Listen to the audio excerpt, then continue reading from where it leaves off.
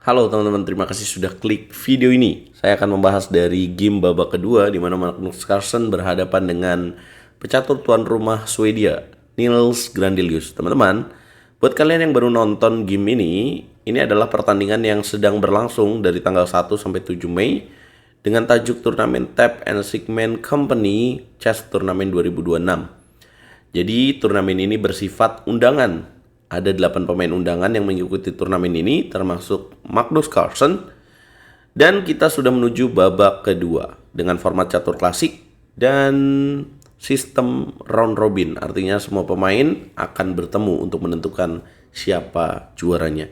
Di babak satu kemarin, Magnus Carlsen berhadapan dengan Arjun Erigaisi, hasilnya remis. Kalian kalau telat belum nonton ulasannya, silakan nonton teman-teman. Dan ada ulasan game dari Grandmaster lainnya. Nils Grandelius adalah pecatur Swedia, andalan Swedia banget nih teman-teman. Berhadapan dengan Magnus Carlsen dengan elo rating kita bisa lihat ya 2662, Magnus 2840. Tapi yang menarik di sini Magnus Carlsen menggunakan teori atau strategi yang cukup beresiko yang sebenarnya sudah lama tidak menjadi favoritnya Magnus Carlsen. Apa itu teorinya? Jangan lupa di like dulu, dikasih hype, dan jangan di skip iklannya. Nils memulai dengan D4, kemudian kuda ke petak F6, putih C4, Magnus Carlsen memilih langkah E6, kemudian putih kuda C3 dan C5. Ini adalah Ben-Oni defense ya. Dengan memilih Ben-Oni defense, bisa dikatakan secara sederhana Magnus Carlsen menginginkan kemenangan karena permainan dengan Ben-Oni ini sebenarnya sangat berisiko untuk hitam ya. Kalau kalian lihat evolution bar-nya langsung cukup unggul cukup lumayan ya buat putih teman-teman. Putih mainkan langkah D5, kemudian dimakan lagi, dan kemudian hitam D6. Putih E4, hitam G6, kemudian putih bishop E2, hitam bishop G7, kemudian putih bishop E3, dan hitam mengamankan raja. Teori Ben-Oni defense tahun 1950 sampai 1970 terkenal lah karena Michal Tal dan Bobby Fischer sering menggunakan teori ini sebagai andalan. Tapi di era sekarang ini bukan metanya lagi dari teori ini teman-teman. Setelah rokade putih mainkan langkah kuda F3 dan hitam bishop ke petak G4. Nah, skema dari bermain dengan teori Ben-Oni defense itu gimana sih? Cara putih menanggapi hitam adalah dengan biasanya putih akan manfaatkan keunggulannya di petak center. Dengan adanya pion di petak D5, putih menguasai center dengan kuat ya. Biasanya akan ada percobaan atau cobaan dari putih dengan F4 dan E5. Berusaha untuk itu. Mengontrol petak pusat dengan lebih kuat lagi. Nah, bagaimana point of view sebagai pemain hitam? Sebagai pemain hitam biasanya akan manfaatkan 3 pion melawan 2 pion ini ya. Pawn majority di queen side-nya, di sayap menteri teman-teman. Jadi biasanya hitam akan ganggu lewat sayap menteri. Dan jangan lupa bahwa hitam bermain dengan kekuatan Gajah Fianchetto ini yang terkadang akan menjadi andalan. Setelah bishop ke petak G4 dengan jelas ya bahwa hitam akan melakukan pertukaran ini dan akan menarik kuda ke sini supaya gajahnya kuat banget. Putih merespon taktis dengan kuda D2. Pertukaran bishop terjadi, dimakan lagi dengan queen, kemudian hitam kuda B ke petak D7. Putih kemudian melanjutkan dengan mengamankan raja dan hitam menarik kuda ke petak E8. Yes, Magnus mulai mengaktifkan bishopnya dan ingin melakukan manuver kuda dengan ke petak C7 dan menyerang lewat sayap menteri.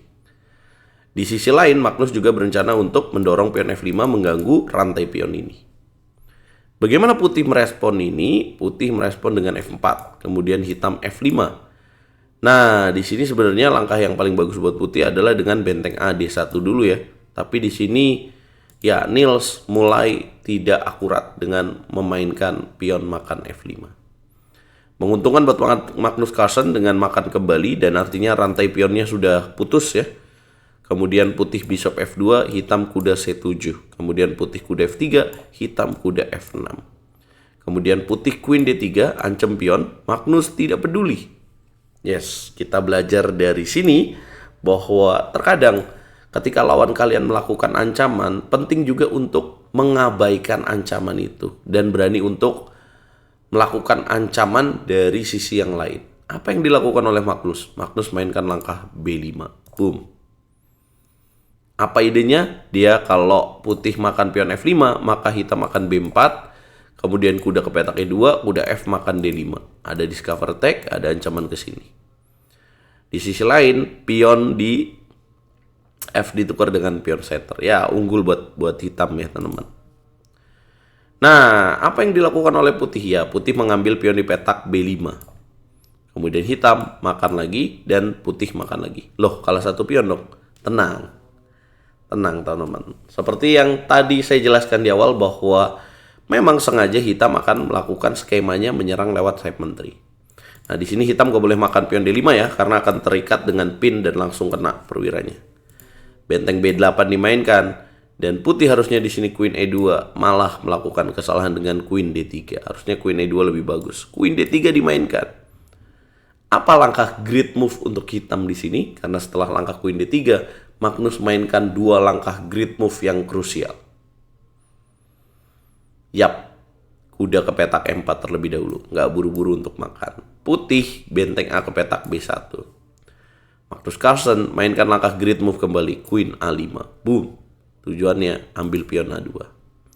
Ya tinggal pilih aja di sini. Hitam mau nyelamatin mana, pion ini atau pion ini. Ternyata, sorry ya, maksud saya putih tinggal pilih aja nyelamatin pion yang mana. Ternyata putih tidak peduli dengan itu dan mainkan langkah menarik kuda G5. Dengan tujuan, ya Magnus Carlsen akan menerima pertukaran ini dan terjadi terbukanya diagonal ini dan akan diserang pion petak D6. Sebenarnya masih unggul juga buat hitam. Tapi ada langkah yang lebih bagus yang langsung cepat dimainkan oleh Magnus Carlsen. Apakah kalian melihatnya, teman-teman? Langkah terbaik buat hitam dalam posisi ini? Yap, ada langkah Queen ke petak D2. Boom. Tujuannya mengganggu balik Queen di petak D3. Kalau dimakan terjadi garpu 2 benteng. Yes, menteri putih ke petak H3 dan tentu harus dimakan dong karena ancam checkmate. Great move kembali dan kemudian makan lagi. Hitam makan pion di petak B2. Putih makan kembali, dimakan lagi dengan Queen. Karena kalau misalkan putih di sini nggak mau makan ya, let's say for example dia benteng A di 1, ya pionnya juga kena di sini. Jadi serba salah, dimakan, kemudian dimakan lagi dan putih Queen ke petak H5. Salah ya. Ada langkah lebih bagus Queen G3 tapi ada gajah 5 juga. Ya udah susah lah di sini ya. Kita bisa lihat di sini karena pion-pion dari putih rapuh ya, teman-teman. Seperti hatimu? Enggak ya. Oke, setelah menteri H5, apa jawaban terbaik oleh hitam, teman-teman? Yap, sikat aja pion di petak A2. Niels coba mengganggu lewat sayap raja dengan G6. Ditolak tentu langkah yang paling bagus. Kemudian di sini putih mainkan langkah Queen ke petak F3. Saya mau bahas kenapa putih di sini nggak bishop E3, karena itu nggak akan berguna juga ya, karena hitam akan bisa mainkan langkah F4. Dengan tujuan, apabila dimakan dengan bishop, maka bishop D4. Apabila geser, maka sacrifice the rook. Kalau dimakan, back rank checkmate. Nah, sementara makan pakai benteng juga percuma ya. Akan terjadi hal yang sama. Dimakan-makan, dan kemudian ada gajah D4. Kalau kesini ya checkmate. Jadi nggak ada guna, guys. Kalau gajah ke petak G3, hitam akan makan pion di petak D5 aja, aman.